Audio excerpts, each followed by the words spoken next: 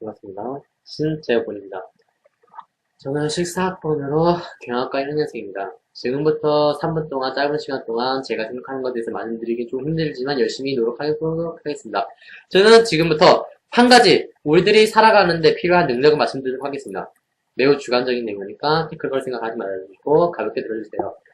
이 한 가지는 바로 자신을 속이는 능력, 혹은 믿는 능력, 혹은 자신의 생각을 바꾸는 능력이라고 할 수 있습니다. 근데 왜 한 가지냐? 믿음에서 나오기 때문이죠. 자, 우리들 살아가는 이유가 뭘까요? 대부분의 사람들이 이런 질문에 대해서 행복해지기 위해서 살아간다고 말씀합니다.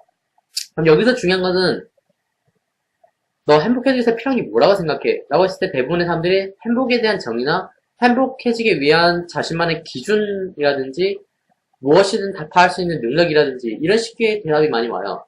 구체적으로 사실 뭘 하고 싶은지 모르면서도 말이죠. 그렇기 때문에 사람들이 많이 고민합니다.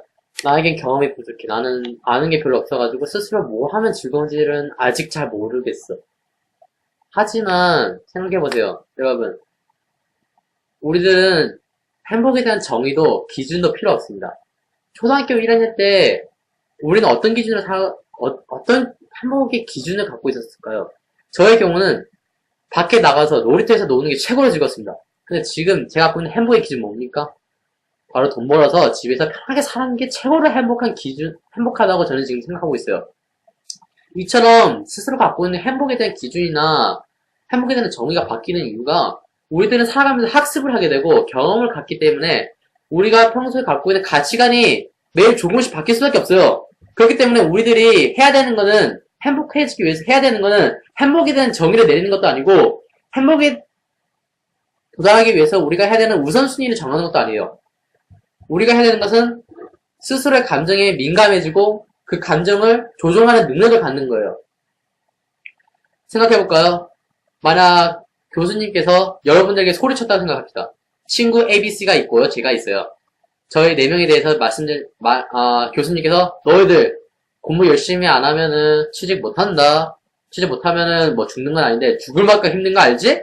이랬을 때 친구 ABC의 경우는 이런 생각을 했습니다. 아, 찍혔군. 하지만 저 같은 경우는 어떻게 생각할까요? 오, 이 교수님께서 저에 대해 관심이 많으시구나. 내가 잘했으면 하니까 이런 에너지를 소비하면서 저한테 꾸중을 해주시는구나 라고 생각하는 경우도 있어요. 근데 같은 상황에 있더라도 갖고 있는